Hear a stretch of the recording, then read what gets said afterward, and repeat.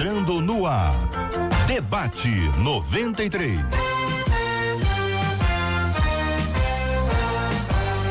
Realização 93 FM. Um oferecimento Pleno News. Notícias de verdade. Apresentação J.R. Vargas. Alô, meu irmão. Alô, minha irmã. Aqui fala J.R. Vargas. Estamos de volta. Começando aqui mais uma super edição do nosso Debate 93 de hoje, nessa terça-feira, dia 17 de dezembro de 2019. Dia de festa! Marcela Bastos, bom dia. Bom dia, JR, bom dia aos nossos ouvintes, já com tchauzinho pra você que tá acompanhando a gente nessa live de abertura no nosso Facebook. Lembrando que 9680338319 é o nosso WhatsApp. Você manda pra gente o aniversário do seu pastor, sua pastora, sua igreja. Manda pra gente hoje, não esquece de dar seu nome, que a gente quer te honrar aqui ao fim. Muito bem, Marcela Bastos, e vamos conhecer os nossos queridos debatedores? Todo mundo preparado lá, começando pela direita, com tchauzinho pra câmera, reverendo Luiz Fernando de Oliveira. Ao lado dele, pastor Samuel Silva. Ao meu lado direito aqui, a missionária Késia Feitosa, estreando hoje, nossa menina da mesa. Ao meu lado esquerdo, pastor Samuel Soares, que aliás, JR, já falei pro pastor Samuel Silva, você sabia que ele canta? O Samuel Soares, líder do ministério, bem canta e parece que dança também. Essa habilidade bom assembleano ele não dança, não. Rádio, não, mas... Não, acho que roda. roda. Ó, o outro Samuel. Girar, né? A zoeira. Deixa o menino rodar como bom assembleano. Eu não falei nada, Deixa tá o vendo? menino rodar, viu? Muito bem, muito bem. Quero agradecer o carinho da sua audiência, ouvinte amado, ligado aqui no nosso Debate 93. Tá no Facebook, venha pro Facebook da 93 FM, tá de férias. Conta pra mim, tá de férias, hein? Ou ainda não? Compartilha aqui comigo, quero saber como é que você tá aí, onde é que você tá ouvindo a gente, acompanhando o Debate 93 com as nossas imagens através do Facebook. E você fala com a gente direto no nosso WhatsApp 968038319, 968038319 é o WhatsApp da 93 FM. Este é o Debate 93 com J.R. Vargas na 93 FM. Tema 01 do programa de hoje, minha gente. Olha aí, hein? Reconheço que sou uma pessoa frustrada. O que fazer diante do desespero e da frustração com relação ao silêncio de Deus? A não manifestação do poder divino com relação à minha causa pode ser um sinal de que eu estou sendo infiel a Ele? Como controlar a raiva para não sofrer com distúrbios emocionais e até mesmo espirituais? Quando se tem filhos, corre-se o risco de torná-los frustrados, porque eu sou uma pessoa frustrada. Que pensam os nossos debatedores, que pensa você, ouvinte ligado aqui no Debate 93? Pastor Samuel Silva, começamos ouvindo a sua opinião. Bom dia, bem-vindo ao programa. Bom dia. Eu estava lendo aqui, eu estava pensando na diferença entre ser e estar, né? Ela começa aqui dizendo que reconhece que é uma pessoa frustrada. E eu acho que você dizer que é alguma coisa é meio pesado, né? Você pode estar frustrado. A gente tem sonhos, projetos, a gente estabelece algumas metas, né? Mas como crentes em Cristo Jesus, precisamos entender que só nas mãos dele é que está o querer e o efetuar. Às vezes Deus quer fazer na nossa vida, e aí então ele faz porque ele pode. Às vezes ele pode, mas não quer, e não faz porque não é o tempo, não é a hora, porque não é para nós aquele sonho, aquele projeto. Imagine, né? De repente alguém olha para um grande jogador de futebol, pro Messi, e diz: Senhor, eu quero ser igual a ele. Mas se não for o que Deus tem para sua vida, você vai se frustrar. Agora, ser frustrado significa insistir naquela situação, entendeu? Quando eu penso que estar frustrado é uma questão de tempo, e aí você se levanta para viver uma nova realidade. Então eu queria começar o debate expondo essa minha opinião a respeito da diferença entre ser e estar. Estar me parece algo normal dentro do nosso dia a dia. Ser é algo que a gente precisa repensar para que, de fato, o diabo não imponha sobre a nossa vida algo que Deus não impôs. Reverendo Luiz Fernando de Oliveira, bom dia, bem-vindo. Como pensa o tema, o querido irmão?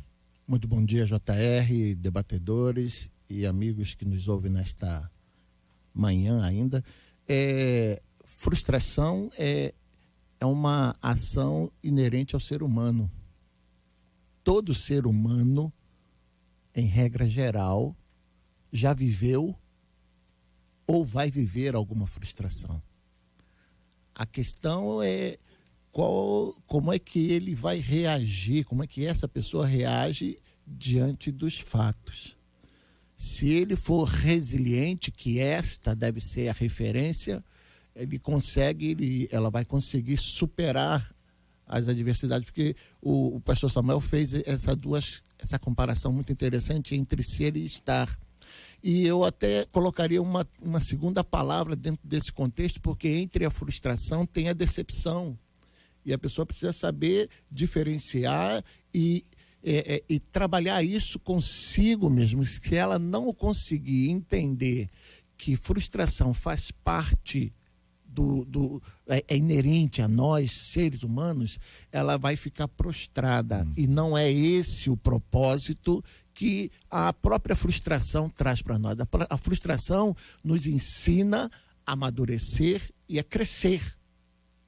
Então é preciso saber diferenciar e não permitir que ela seja mais forte do que a nossa capacidade de superação. Pastor Samuel Soares, bom dia, meu irmão, seja bem-vindo. Nosso ouvinte diz: o que fazer diante do desespero e da frustração com relação ao silêncio de Deus? Essa é a observação que ela faz, e diante desta expressão, silêncio de Deus, ela se frustra, pelo menos é o que ela nos conta. Muito bom dia, JR, bom dia aos amigos da mesa e a você que nos acompanha, tanto pelo Facebook como também pela rádio. Eu consigo me lembrar aqui agora de dois textos, um em cada testamento, acerca desse momento de silêncio que me parece que podem ser úteis aqui. Eu vou lembrar, por exemplo, quando os discípulos estão comentando entre si, caminhando no caminho para Emaús, quando aparece esse personagem desconhecido, desinformado, esse viajante que não acompanha o noticiário, eles dizem: nós esperávamos que fosse ele. A gente colocou toda a nossa expectativa nele, cadê? Tá aí, morreu. A gente acredita, a gente muda de vida, a gente larga nossos negócios, larga nossas famílias, a gente largou tudo para seguir ele, e cadê ele agora? Morreu. Nós esperávamos que ele fosse muito mais do que ele foi. A gente esperava que ele fosse mudar isso aqui, que ele fosse mandar embora os romanos. Então, bota para fora uma grande frustração. E o que eles vão dizer? Já é o terceiro dia. Eu me pergunto, lá não tinha Rádio 93, lá não tinha o Facebook da rádio para poder abençoar. Eles estão vivendo 3 dias de absoluto silêncio acerca dessa expectativa.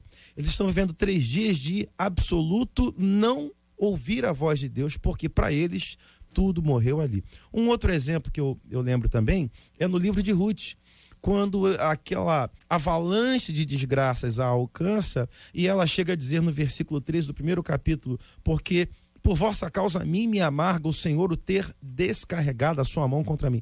Ela também não ouviu nada, ela está no silêncio. Mas no meio dessa frustração, ela já encontrou uma certeza para ela: está tudo acontecendo comigo porque Deus desejou pisar em mim, me apertar, me amargar, roubar meus sonhos, destruir minha felicidade. O que fazer? Nós conhecemos a Bíblia, nós sabemos o final, tanto do livro de Ruth quanto dos evangelhos. A gente sabe que esse silêncio de Deus, ele não dura para sempre. Esse silêncio de Deus tem um período. É claro que nós que estamos vivendo esse momento do silêncio, a gente não sabe quando é que vai acabar. Mas aí me parece que é importantíssimo que nós, os que já temos a palavra de Deus à disposição, que a gente se agarre às Sagradas Escrituras. Que a gente se agarre à Bíblia, sabendo e crendo que o final da história já está escrito. Deus é um Deus bom, Deus é um Deus de esperança, Deus é um Deus que se lembra de nós e vai nos socorrer. Nossa menina da mesa de hoje, missionária Késia Feitosa, muito bom dia, seja igualmente bem-vinda. Como a irmã percebe, analisa esse assunto, uma vez que as meninas sempre têm uma visão mais ampla? Gostei do menina. Quero antes também cumprimentar todos vocês aqui, agradecer a honra de estar presente e cumprimentar você que está acompanhando aí pelas redes sociais e todas as mídias disponíveis. E como menina, então, vamos lá pensar. O pastor colocou uma palavra sobre o ser e o estar, foi complementado e agora trouxe essa belíssima ilustração de Emaús. E eu pensei em acrescentar uma outra palavra, uma questão de perspectiva, quando fala do silêncio de Deus, né? E aí a gente vai olhar a história de Deus, o movimento de Deus na história, e ali entre os 2 testamentos nós temos o tão conhecido silêncio profético. Deus não falou. Deus não falou? Deus sempre fala. Não havia um profeta reconhecido, mas o Deus eterno estava falando pelos seus atos eternos. Tanto é que logo depois o cenário, a cortina se abre e o que nós temos no cenário é o verbo que se fez carne e habitou entre nós, como diz João, e vimos a sua glória. Então nós poderíamos não estar ouvindo uma voz profética, mas Deus está falando. A grande questão é essas expectativas que eu coloco, então quando eu não vejo aquilo que eu criei como expectativa, eu transfiro para um suposto silêncio de Deus, porque aquilo que Deus me disse, através dos seus atos soberanos e poderosos, eu não internalizei. E eu me lembro agora da história de Paulo. Ele intentou evangelizar a Bitínia. É um nobre projeto. Caramba, você fazer um plano de evangelizar um lugar? Mas ele diz, mas o Espírito do Senhor não me permitiu. Aí é que está essa mudança de perspectiva, de saber quem é Deus, como ele age, qual é o lugar de Deus e qual é o meu lugar. Então, como eu estou? Eu estou assim, mas o Deus eterno me quer como e onde? Talvez isso mude todo o sentimento. Muito bem, eu quero convidá-los a refletir sobre o verbo falar e o verbo esperar. Pergunto a vocês, se considerarmos que Deus continua a falar conosco o tempo inteiro, que tendo Deus outrora falado muitas vezes, de muitas maneiras, aos nossos pais, pelos profetas, hoje nos fala em Jesus ou por meio dele, como diz o autor do livro aos Hebreus. Quando a gente toma essa expressão e percebe que Deus nunca se cala, que a fala de Deus continua, que Deus continua a falar, ele continua a ministrar. A questão é que talvez eu esteja esperando uma resposta ou uma fala de Deus e eu não queira ou não tenha disposição para esperar. É uma questão difícil, porque se uma pessoa está passando mal, ela precisa de um tratamento emergencial, é uma questão clara.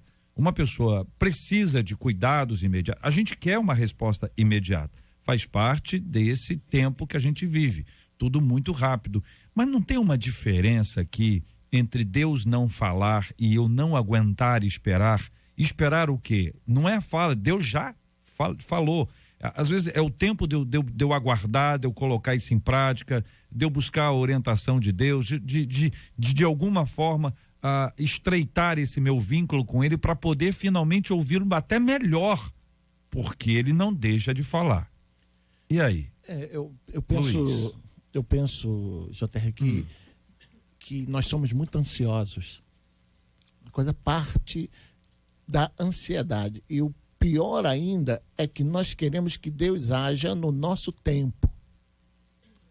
Às vezes até exigimos que Deus cumpra a sua palavra profética na minha vida, no meu tempo. E a palavra de Deus vai exatamente ao contrário, diz, olha, não andeis ansiosos por coisa alguma. Pedro nos orienta para a gente lançar sobre o Senhor a nossa ansiedade, que Ele tem cuidado de nós. E aí nós queremos, às vezes, até para dar uma resposta para os outros e não para nós mesmos. Criamos a expectativa e nos frustramos muito mais rápido, porque a nossa expectativa está muito mais em dar resposta à sociedade do que esperar em Deus e tratar com Deus para que a gente esteja bem. Eu acho que assim, a diferença entre o falar de Deus e o nosso esperar, né, precisa ser ser equilibrada, né? A gente precisa entender que Deus fala, mas tem um tempo para o cumprimento, né? Aquela história, né, de Deus falar, eu vou te dar a terra, mas ele não disse a hora, não disse o momento, e aí você tem que saber esperar. Ele faz muito né? isso. Agora, tem um outro exercício. Ele faz. Tem um outro exercício que é a diferença entre Deus falar e falar aquilo que a gente quer ouvir. Né? Que aí que gera uma frustração, e parece assim, uma frustração que é quase que a gente que está buscando ela, né? A gente que está correndo atrás dela, né? A gente tem 1 milhão de textos que vão mostrar isso para nós, mas tentando trazer para o nosso cotidiano, para quem está em casa, poder entender bem, né? Muitas das vezes a gente vai para Deus e a gente apresenta para ele um plano, né? Um projeto. E aí ele não só está nos respondendo, como ele está nos corrigindo, dizendo: eu entendi o teu plano, mas esse não é o meu plano para você, né? Aí mistura tempo, mistura direção, mistura uma série de situações. Eu estava me lembrando aqui de João 2, né, quando acaba o vinho, e aí Maria vai correndo e fala para Jesus, acabou o vinho. E Jesus responde, e num primeiro momento parece uma resposta negativa, assim, terrível, né? Porque ele meio que dá um fora, ele diz: que eu tenho contigo, mulher? Só que a segunda parte é que faz toda a diferença. Ele diz: não chegou a minha hora. Bem, se não chegou a hora dele, é porque ele está dando uma esperança. Não chegou, mas vai chegar. Vai chegar. Entendeu? E Maria, me parece que entende isso, que ela de imediato olha para os servos e diz assim: façam o que ele vos mandar. Os servos ainda poderiam dizer assim: mas fazer o quê? Se ele acabou de dizer que não chegou a hora. É isso aí, porque vai chegar, daqui a pouco chega. Entendeu? E aí, quando chegar, vocês precisam estar preparados. Eu acho que tem muita gente caçando frustração, porque é muito cabeça dura. Eu quero fechar minha fala falando sobre a diferença entre a gente ser sectário e radical. Porque dentro da igreja a gente ouve muito, e aí tem muito a ver com resiliência, né, pra gente ser radical e tal, que não sei o que, e eu concordo, radical vem de raiz, né, princípios, ok, isso são inegociáveis. Agora, ser sectário não está na Bíblia, a Bíblia não diz pra gente ser cabeça dura, a gente tem que ser aberto, e tem hora que, como a missionária falou, a gente tem a vontade de ir fazer a obra de Deus, mas Deus está dizendo, mas não é para fazer. E simples assim. Pode frustrar? Diante da minha visão limitada, sim. Mas diante da minha confiança em Deus, assim, eu obedeço e na hora certa... A gente pode partir, então, assim, de algumas bases aqui, de que Deus, ele sempre fala. Sempre? Sempre está falando. Sempre fala. E às Até vezes no silêncio. Não é, O silêncio é uma fala. A fala de Deus, quando ele nos ensina a esperar, né? Quando disse, olha, esperei, o salmista diz, esperei confiantemente. Ou quando Cristo fala sobre a questão da nossa ansiedade, sobre o tempo de Deus, que é tão descrito assim de maneira clara, ou mesmo sobre a onipresença de Deus, a presença de Deus ao nosso lado o tempo inteiro, que não a gente não pode nunca dizer que estava sozinho, que Deus é onipresente. Então, às vezes, um conhecimento teológico pode ajudar a gente com muitas questões do dia a dia. A gente se perde, Deus me abandonou, peraí, Deus é onipresente. Não, Deus mudou de ideia, Deus é imutável. Os princípios teológicos, eles podem nos ajudar a construir uma fé sólida, sem a qual nós vamos pro embalo. Cada hora é uma coisa. É ou não é, missionária? É aí onde eu queria falar. Essa questão do esvaziamento do evangelho. O esvaziamento da mensagem. Parece que nós vamos nos envolvendo cada vez mais com a cultura, com esse tempo, e vamos nos tornando imediatistas, nós vamos nos tornando consumidores, e nós vamos criando um Deus Aladim, né? Lâmpada mágica. E aí, quando a gente esfrega e os 3 desejos expiram, acabou, a gente fica frustrado com isso. E não é esse o Deus. Quando Jesus nos ensina a orar, ensinar os discípulos a orar, ele parte do princípio, do pressuposto de uma relação de intimidade com Deus, de um Deus Pai, um Deus presente. Ele diz, quando vocês forem orar, orem assim, Pai nosso que está no céu. Então, isso já pressupõe um chamado à intimidade, mas ao mesmo tempo ele diz, só não esquece de um detalhe, ele é teu Pai, mas ele está no céu. Ele não é o menino que faz os teus caprichos, aquele que realiza os teus desejos. Ele é o Senhor do universo.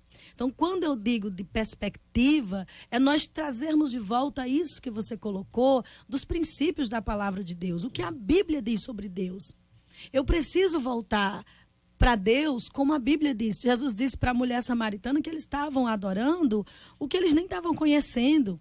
Então se torna uma adoração vazia, uma idolatria.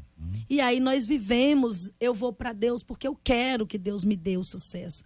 Mas é muito mais que Deus tem para mim, que é uma relação de intimidade com o Todo-Poderoso e a plena consciência de dizer, eu vou morar na casa do Criador do mundo. Isso não é pouco, isso é grande demais. Então, isso preenche. Talvez aí, entre o falar e o esperar, nós pudéssemos colocar uma palavra que vai construir essa ponte, que seria essa dependência de Deus. Muito bom. Eu confio e nele dependo. Muito bem, queridos debatedores, a gente tem que aprender a caminhar e essa fala de cada um de vocês foi muito rica e muito abençoadora.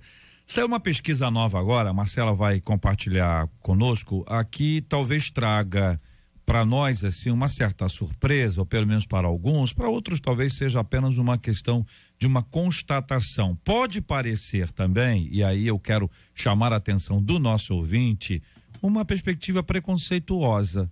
Talvez seja um olhar assim associado a um preconceito, a uma discriminação religiosa, ou pode ser apenas e tão somente uma constatação de fatos. Eu quero ouvir a sua opinião, ouvinte que participa conosco aqui em razão dessa nova pesquisa. Conta pra gente, Marcela. A Folha de São Paulo publicou hoje pela manhã uma pesquisa que aponta que as crises econômicas têm impulsionado aí o crescimento do número de evangélicos aqui no nosso país.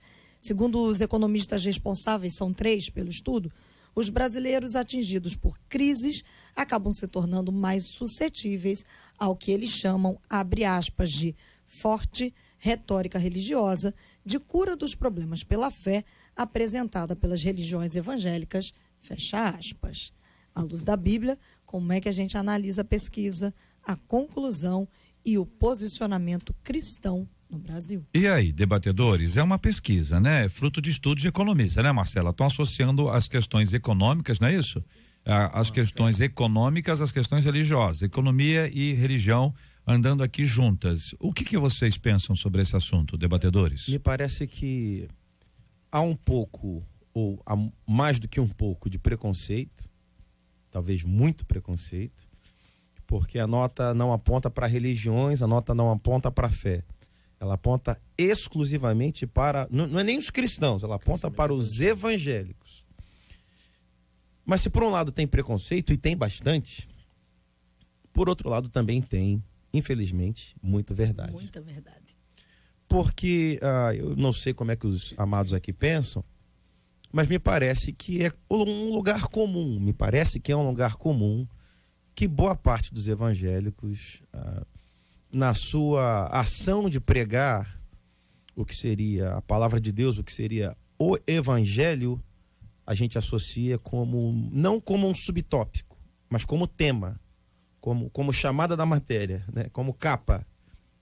Venha para Jesus e a gente vai resolver isso aí tudinho, lá na minha igreja, o dia tal, no culto tal, vem falar comigo, vem debaixo da minha mão e me procura. Então, tem sim, me parece que tem as duas coisas. É verdade que Deus tem poder para curar? Claro. É verdade que Deus tem poder para mudar histórias? É claro. É verdade que Deus pode pegar uma pessoa absolutamente amargurada, angustiada, deprimida, pobre, simples, quebrada, falida, transformar isso num grande testemunho para a glória do nome dele? É verdade. Mas me parece que não deveria ser minha função transformar isso tudo num apelo para chamar pessoas na minha igreja. Embora, se eu estou pastoreando, e hoje faz 6 meses que eu estou pastoreando, se eu receber na minha igreja alguém nessas situações, é claro que eu vou orar pela pessoa, vou tentar encorajá-la, eu vou tentar encher o coração dela de fé, mas o que eu estou ponderando é que sim, uma boa parte de nós anuncia a nossa fé associada à solução dos problemas. Me permita só uma intervenção dentro da sua fala. Por favor. Em parte eu fico satisfeito com essa pesquisa. Eu vou dizer por quê. Primeiro que são economistas que estão dando uma informação. Eles têm um direito, eles estão olhando, o olhar deles é dentro do papel da cultura econômica. E eles estão dizendo o seguinte: olha, nesse processo houve um acréscimo significativo entre os evangélicos. Pode ser, a pesquisa não pode afirmar, então eu posso dizer que pode ser que uma das razões seja a frustração sob o ponto de vista econômico. Mas se é verdade, aí a gente traz melhor ainda, porque eles estão reconhecendo que a igreja pode trazer solução, sim, e que a igreja traz solução a partir do evangelho puro e verdadeiro, e que Cristo, como o pastor Samuel Soares colocou, que Cristo pode mudar essa história de um falido e restaurar a vida, de um frustrado e trazê-lo de volta. A palavra de Deus tem colocado, como o pastor Samuel que citou, vários exemplos bíblicos de superação, e ela passa por esse contexto, sim. Eu fico satisfeito, sim. Economistas continuem falando, sim, porque a igreja vai crescer, sim, para a honra e glória do Senhor. Não me abate isso, não. Apesar de ter, como foi colocado, um olhar um pouco preconceituoso, sim, mas são pessoas que não têm compromisso com o evangelho e estão identificando que a igreja está crescendo, que o evangelho está crescendo, ou os evangélicos, em função de uma situação. E, não querendo apelar muito, mas até chamando a atenção, olha só, quem não vem de um jeito, vem de outro. O importante é que venha. Na verdade, isso não é novo, né? O preconceito da mídia em relação aos evangélicos não é algo novo, né? Eles dão matéria sem conhecimento de causa, sem procurar se envolver, mas infelizmente também não é novo ter pastores que caíram de paraquedas e que não pregam a mensagem da cruz e que pregam a facilidade para atrair pessoas, né? Mas eu concordo com o pastor de que diante dessa polarização, diante dessas duas situações, né, ainda existe o poder transformador do evangelho, que age em todas as áreas, né? Inclusive na área econômica. Eu queria, um minuto, eu vou compartilhar um testemunho dos mais fortes que eu já vivi no meu ministério.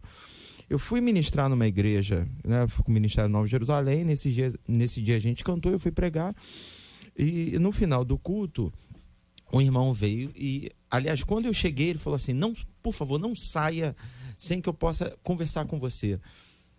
E aí no final do culto esse irmão veio até mim e ele disse que um dia ele frequentou a minha igreja. E olha, a Nova Jerusalém fica no Sampaio, aqui perto do Meier, e essa igreja que eu fui pregar é em São Gonçalo, né? Uau. Totalmente diferente. Mas um dia ele foi visitar a minha igreja e ele foi atrás de uma menina. Ele gostou de uma menina e ele foi atrás dessa menina.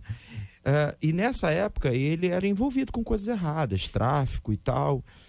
Mas ele foi por causa da garota. E nesse dia eu preguei sobre Eliseu e falei sobre apontarmos o lugar onde o ferro do machado caiu, porque quando a gente apontar e for naquele lugar, o machado vai flutuar e tal. O resumo: esse rapaz ele devia a justiça. E depois daquela mensagem ele falou assim: eu preciso zerar a minha vida. E ele foi e tentou se entregar. Meu xará, ele tentou 8 meses se entregar para a polícia. Que é isso? 8 meses. E uma burocracia enorme. Ele dizendo: não, mas eu sou um criminoso e eu só quero pagar. Eu quero pagar o que eu devo. E depois de 8 meses ele realmente foi preso. E aí a pena, agora eu não vou me lembrar, mas a pena que era de 5 anos, ela caiu para metade por conta do bom comportamento dele. E lá dentro da prisão ele aprendeu uma profissão. Um resumo da ópera: hoje ele trabalha na igreja, trabalha ministerialmente falando, porque ele trabalha com a profissão que ele aprendeu dentro da prisão. Está casado, tem 3 filhas, falou que me mostrou a foto da casa dele com uma garagem para 3 carros. Um testemunho maravilhoso. E aí, como não dizer que a igreja tem, lógico, a igreja de Cristo tem esse poder transformador? Lógico que tem, né? Agora, eu concordo com meu xará, pastor Samuel Soares, que a primeira palavra tem que ser de salvação. né? Mas depois da salvação, não adianta. Se você também pedir para fazerem estudos acerca da quantidade de pessoas que a gente ganha em presídios, né? Quem é que tira mais gente do tráfico, cara, vai estar a igreja lá em primeiro lugar. Vida missionária. Eu queria colocar, então, que essa questão da pesquisa, ela ressalta, ela traz para nós 2 pontos significativos, que, é claro, a gente não sabe o contexto todo, não foi discutido, mas se é para discutir isso aqui, há que se olhar por que nós temos tantos pobres, tantas pessoas desesperadas, tantas pessoas necessitadas, indo buscar uma mensagem de esperança. Então, precisamos olhar para uma realidade social brasileira, econômica, de total falência, de total frustração, onde nós temos um número alarmante de pessoas realmente carentes, uma realidade social que está aí e que precisa de um milagre de Deus por causa da corrupção, por causa de tudo que nós conhecemos. Então, não pode desconsiderar isso. Então, as pessoas realmente estão buscando esperança, elas estão buscando alívio para suas angústias. E o Evangelho também convida os angustiados, os oprimidos. Agora, do nosso lado, e aí eu concordo completamente com o colega, do nosso lado, precisamos nos permitir avaliar. Por que uma pesquisa aponta tão taxativamente que há uma mensagem de solução de problemas e as pessoas aderem a ela? Porque isso é verdade. O Evangelho não é para resolver problema de pobre. Embora resolva. Apesar de resolver. O Evangelho não é para resolver o problema de prostituta, apesar de resolver. O Evangelho não é para mudar a situação econômica. O Evangelho é para rico, o Evangelho é para pobre, o Evangelho é para prostituta, o Evangelho é para homossexual. O Evangelho é o poder de Deus para a salvação de todo aquele que crê. Nós precisamos... Tanto do rico quanto do pobre. Tanto do rico quanto do pobre. Não existe uma classe social mais necessitada de Jesus do que a outra. O rico, por ter suas posses, não está mais perto de Deus. É tão carente quanto? Ele é tão pobre quanto o mais miserável de todos os homens. Porque ele pode ter tudo, mas se ele não tem Jesus, ele nada tem que não tenha também o tão pobre. Então nós precisamos repensar nossa pregação, voltarmos para a cruz, para a essência e lembrarmos, se nós damos um prato de comida para alguém, o fazemos para ter a oportunidade de mostrar que o céu é o lugar de habitação de todos os homens, porque os homens foram criados para o louvor da glória de Deus. Isso só acontece quando ele reconhece Jesus como Senhor da sua vida, Amém. Seja rico ou seja pobre. Eu gostaria muito de ter acesso ao estudo completo, porque o estudo está aqui passando pela Folha. E poderia estar passando pelo Estado, pelo Globo, pelo Dia. Qualquer veículo tem aí o seu olhar, a sua ótica, a sua perspectiva sobre o estudo, como a gente tem, né? Eles, por exemplo, associam a vida pública, política, e trabalham esse aspecto, mostrando o fato de que muitos evangélicos têm sido eleitos, têm bancadas evangélicas, e aí associa a votos ao presidente que foi eleito. Este é um dado. Agora, deixa eu dar um outro dado aqui que acho que eu considero importante. O crescimento evangélico no mundo, na história da humanidade, vou dizer assim, o crescimento do cristianismo na história da humanidade se deu muito em tempos de crise.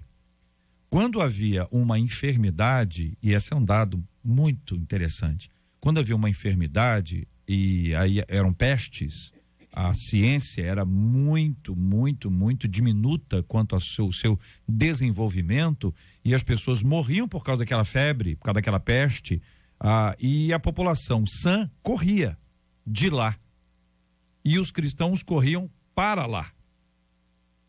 E os historiadores, sociólogos que analisam o movimento da sociedade, e aí não analisam do ponto de vista religioso apenas, são evangélicos analisando o crescimento, não, são sociólogos, eles trabalham isso para mostrar o seguinte: olha, o crescimento se deu muito em tempos de crise, onde as pessoas mais precisavam, os cristãos estavam próximos e não afastados. Esse é um outro olhar, certo? Vocês já disseram aqui que tem um olhar do vem aqui agora que eu vou resolver, que é uma questão de prosperidade, que é uma coisa que foi divulgada amplamente, que causou uma série de consequências de ambos os lados, mas eu queria focar nesse aspecto, que é o seguinte, cara, A pessoa está precisando, a igreja que está de portas abertas para ministrar a palavra é a igreja evangélica. Sim. Que ela está pertinho. A igreja evangélica nunca está longe. Você pode até dizer assim, eu moro longe da minha igreja, porque mas tem muita igreja perto. Então a gente tem esse movimento. Um outro dado que o estudo mostra é que a igreja evangélica se tornou também uma rede de proteção para as pessoas. Enquanto as pessoas vivem dias egoístas, dentro da igreja ela desfruta de um tempo de comunhão e de relacionamento.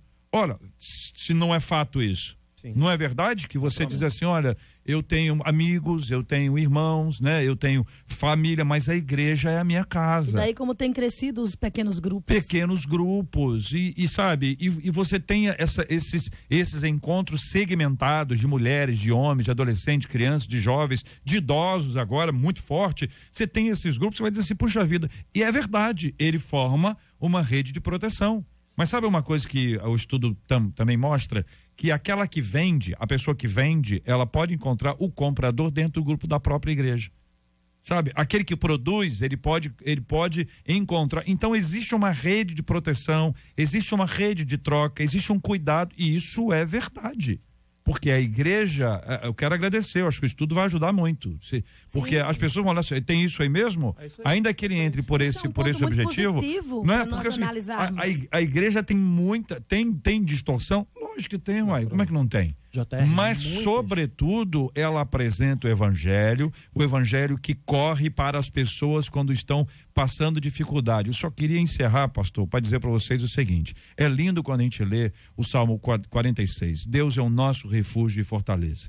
Socorro bem presente nos dias de tribulação, angústia, né? De dores. E a gente sabe que Deus é o nosso refúgio e que Cristo não ficou parado como refúgio e nós corremos para ele. Cristo veio ao nosso encontro. Então o refúgio veio ao nosso encontro. A fortaleza veio ao nosso encontro. Isso é evangelho. Então, quando a pessoa passa por essa crise, vai lá. E não tem só pobre correndo para a igreja para buscar o refúgio de Jesus. Exato. Há um índice crescente de ricos. Isso. Porque esse problema que eu citei, a questão social que nós estamos vivendo, tempos de crise, tempos de sofrimento, como você falou, atinge, não é só pobre, não, atinge rico também.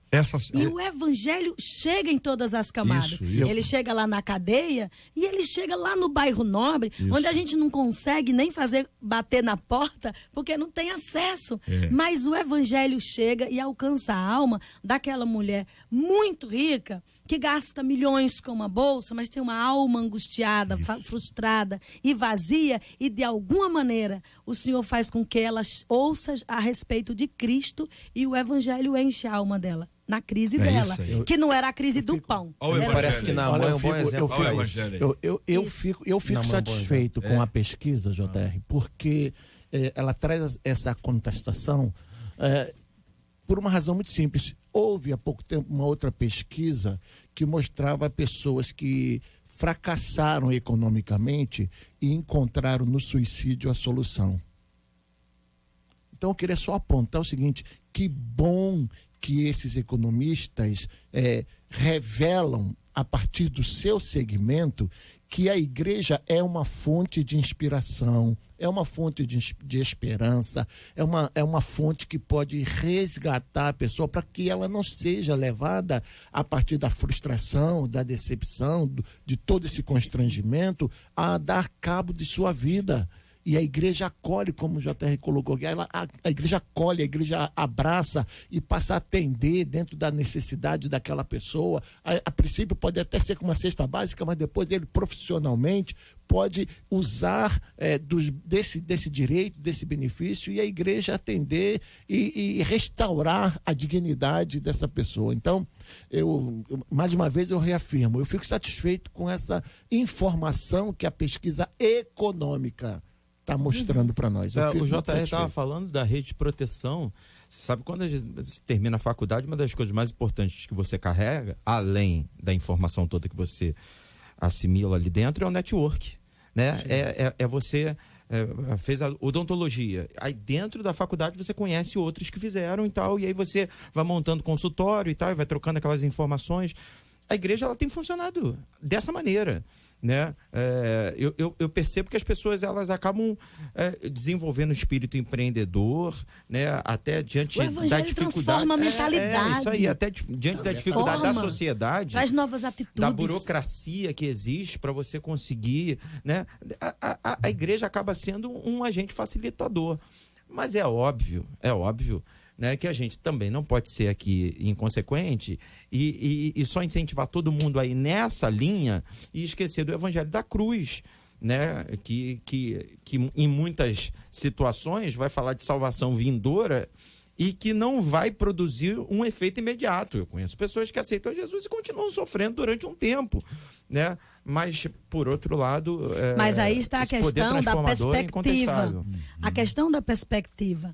Quando Cristo passa a ser o centro e eu consigo entender isto, muda as disposições interiores e aquilo que antes era motivo de frustração perde o valor, perde a força, porque o meu tesouro está num lugar diferente e ali meu coração está direcionado para onde está o meu tesouro. E isso muda as disposições interiores, muda todas essas questões. Que não perde o valor, ela passa a ser uma força propulsora. Propulsora. Que te alavanca. Não, eu passei por aquilo, não vou passar, mas eu vou viver, eu vou superar, porque além de ter o sentimento de que a igreja vai estar ali presente, os irmãos vão estar do lado, eles vão saber que pode até ser que no primeiro momento seja necessidade pessoal, mas aí a metanoia vai acontecendo, a mudança de mente, a transformação, e Deus vai operando, o Espírito Santo vai tocando, né? Isso vai mudando a capacidade da pessoa. Você vai se sentindo constrangido, eu não posso ficar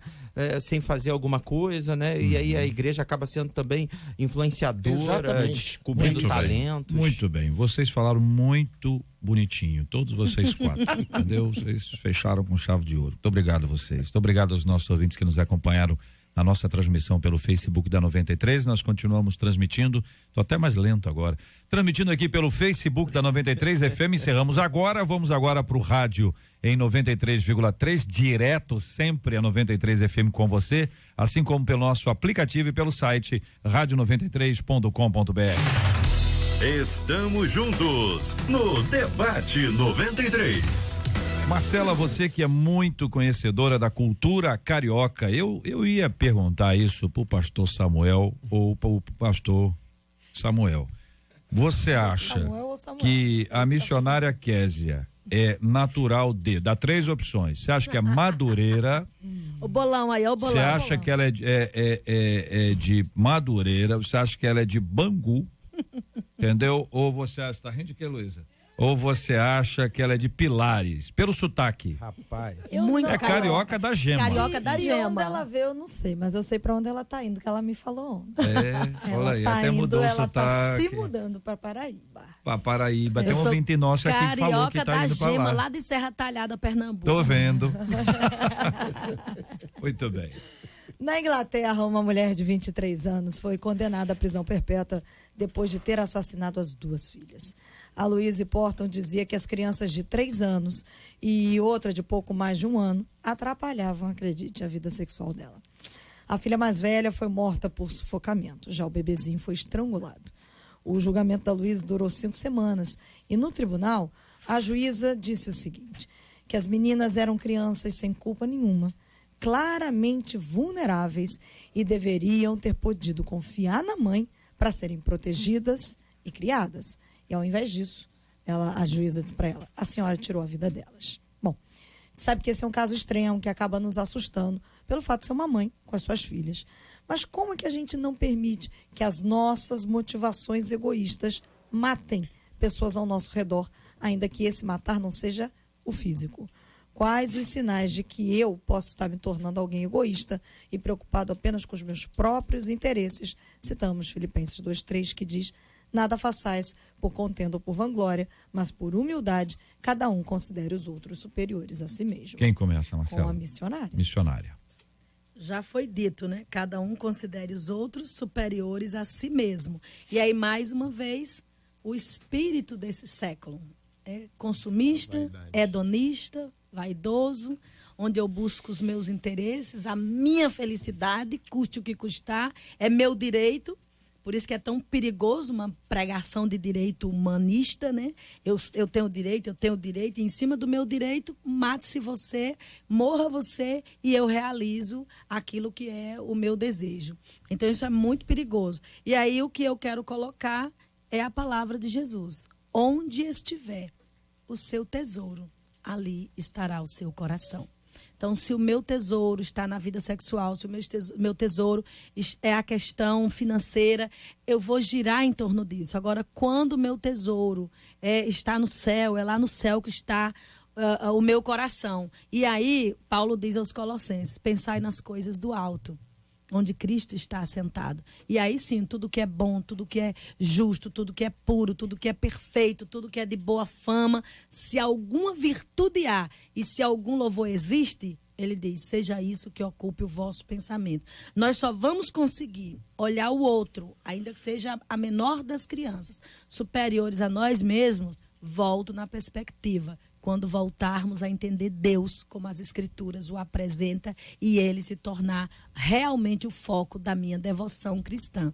E aí nós vamos olhar, eu não vou respeitar você por causa da tua patente, porque você tem um título, porque você tem currículo.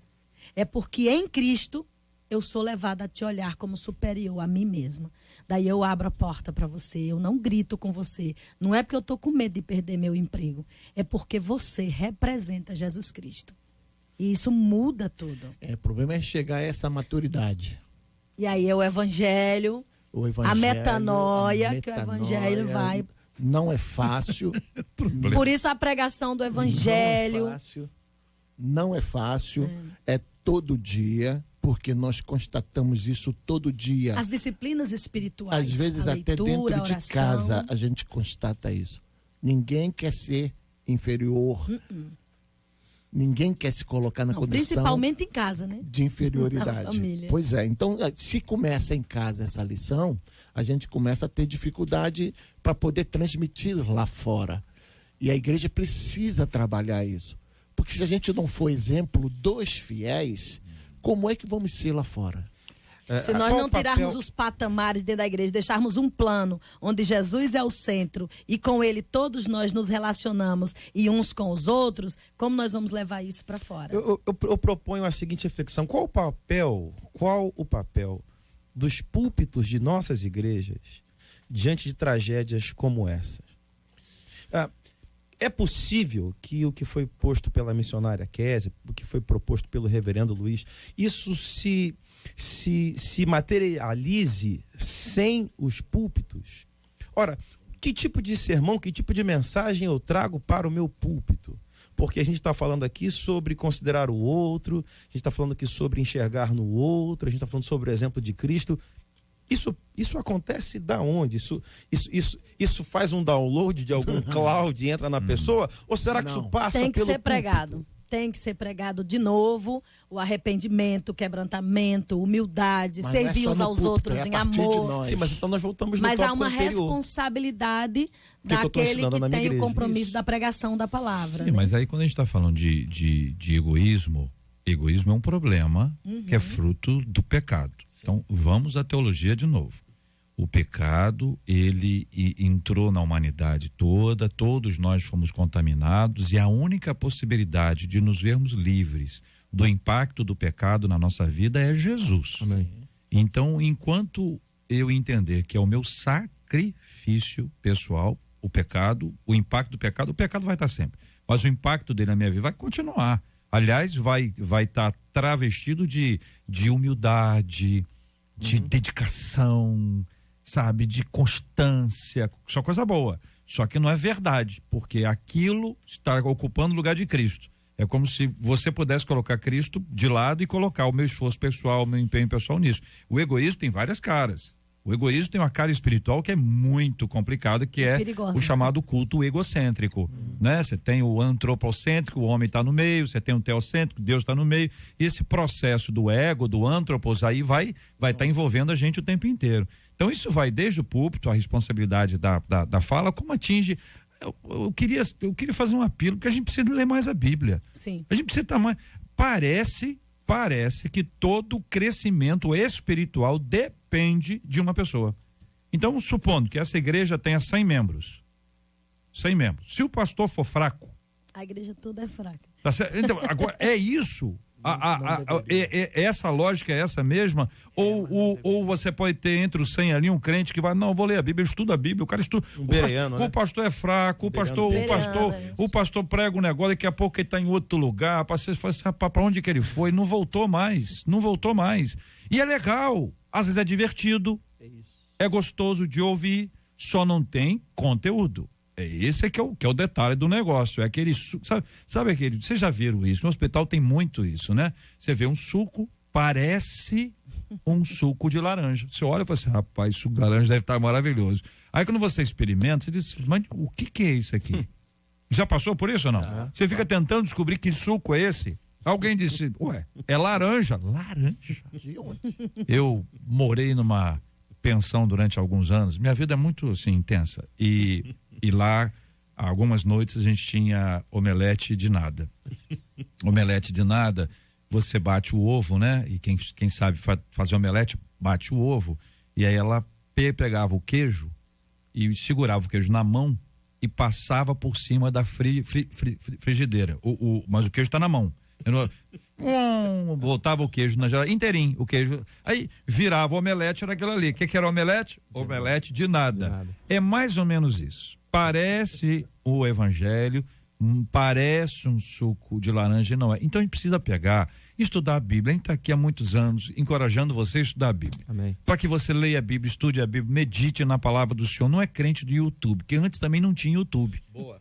Antes não tinha YouTube, agora tem YouTube. A pessoa está no YouTube, mas antes estava em outro lugar ou não estava em lugar nenhum.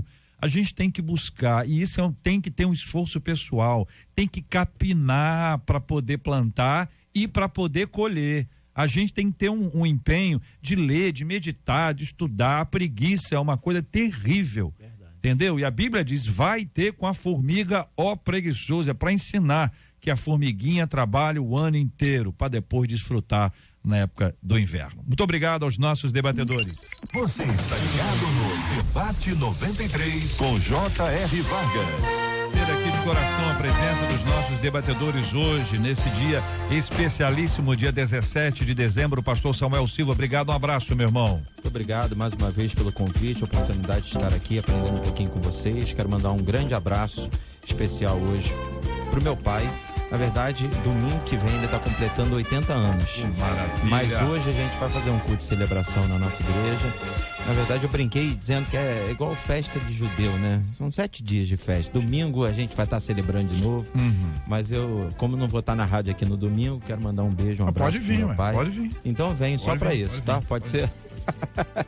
Deus abençoe, pai, eu te amo. Obrigado, meu querido, um abraço, grande abraço, pastor Manuel, 80 anos. 80 anos. Como é que as comemorações começam, vamos celebrar. Reverendo Luiz Fernando de Oliveira, obrigado, um abraço. Obrigado, JR, foi um prazer estar mais uma vez com os irmãos, prazer estar com essa mesa tão bem representativa e um carinho aos nossos ouvintes, a minha igreja Metodista Central em Bangu.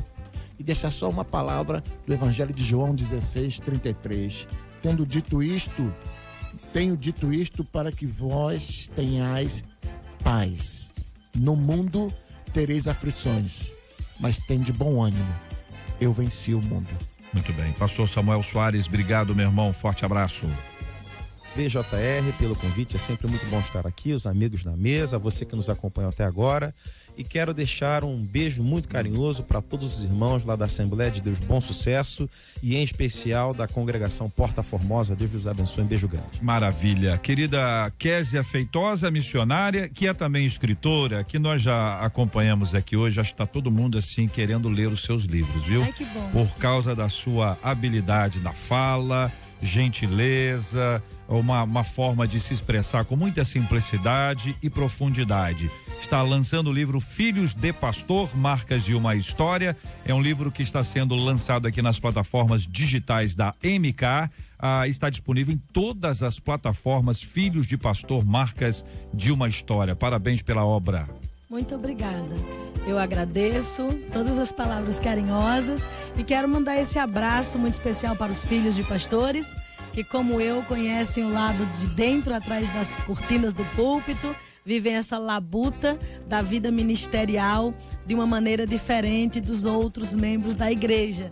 Quero mandar um abraço aos meus queridos alunos que pediram para eu mandar um abraço do Seminário Betel Brasileiro de Niterói e agradecer a oportunidade de estar aqui e incentivar, de fato, não por causa só de mim mesmo, como você falou, mas leia o livro. Isso. É uma mensagem realmente de consolação e tem a ver com a questão da frustração. Acabou sendo um livro para a igreja e não apenas para o filho do pastor, porque foi fruto de 10 anos de pesquisa e eu ouvi depoimentos não só de filhos, mas de amigos e de pastores e de esposas, e aí virou um livro pastoral. E tem muita coisa para refletir junto nessa relação igreja e casa pastoral e igreja. Um desejo do fundo do meu coração. E agradeço estar fechando meu ciclo no Rio de Janeiro, passando pela 93 FM. Volte logo. E a irmã está aqui ao lado de filho de pastor, filha de pastor, filho Tô de pastor. Tô sentindo isso. Filho de pastor também, os 5. Viu? Senti virtude. Os 5 daí são filhos de pastores. Que Vamos coisa criar boa. um movimento na 93 FM. Filhos de pastores.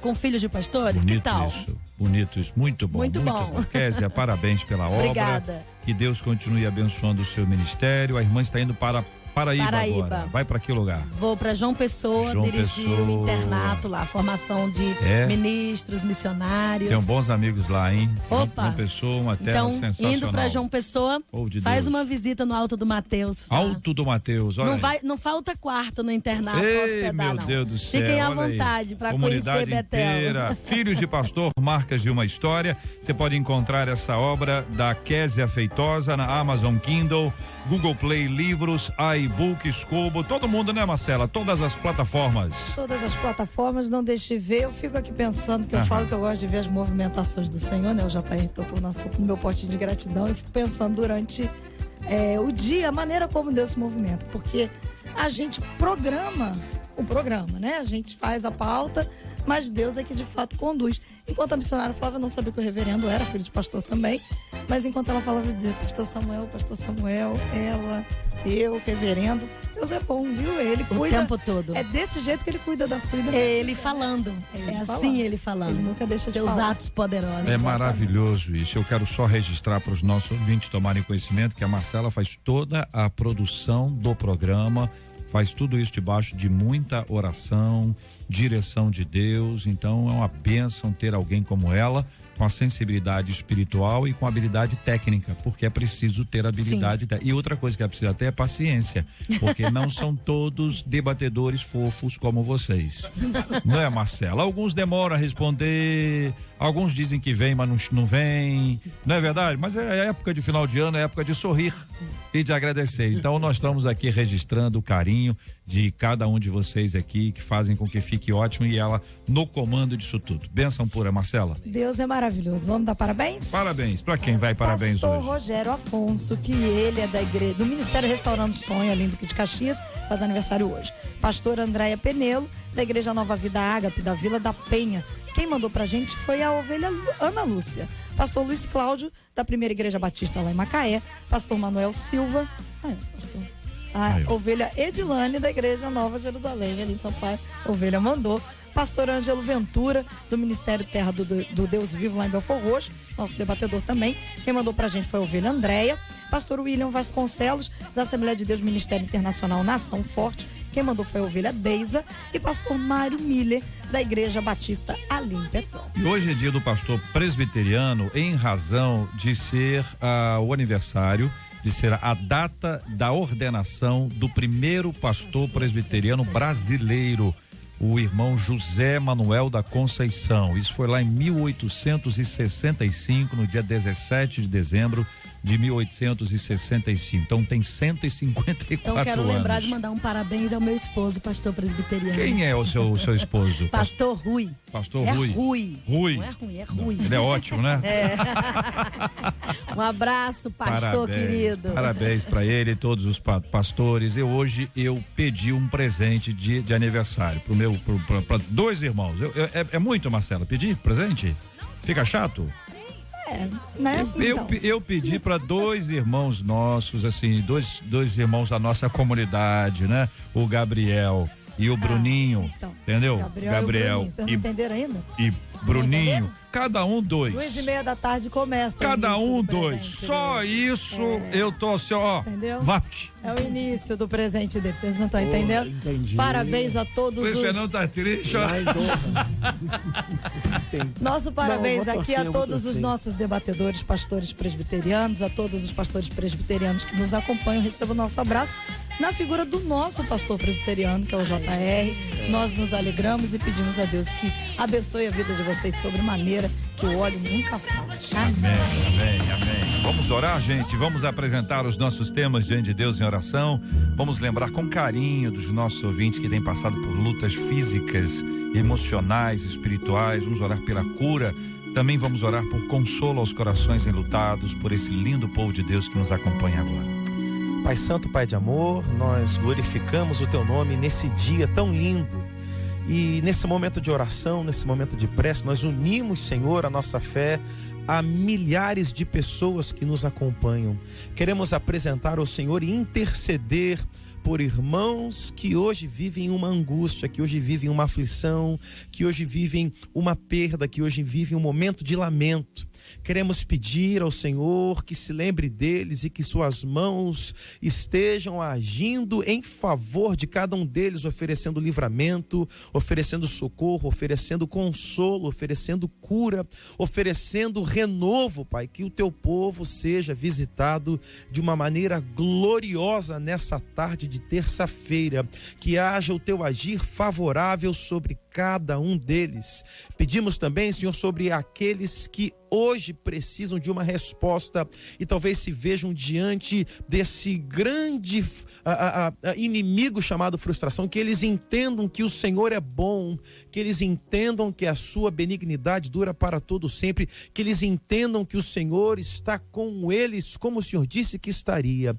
Pai querido, que haja o coração a queimar, Senhor, na certeza e na fé inabalável de que Deus é por nós. Quero apresentar ao Senhor também esses nomes de colegas que completaram mais um ano de vida: pastor Rogério Afonso, pastor Andréia Penelo, pastor Luiz Cláudio, pastor Manuel Silva, pastor Ângelo Ventura, pastor William Vasconcelos, pastor Mário Miller, dentre tantos outros que completam mais um ano de vida. Que a tua bênção os alcance, que eles sejam, Senhor, renovados para viver um novo tempo, com novas experiências, com novos sonhos da tua parte, que eles sejam cheios do Espírito Santo e que vivam os melhores dias de suas vidas para o louvor da glória do teu nome. Nós assim abençoamos todo o teu povo, em nome do Senhor Jesus Cristo. Amém e amém. Que Deus te abençoe. Você acabou de ouvir Debate 93.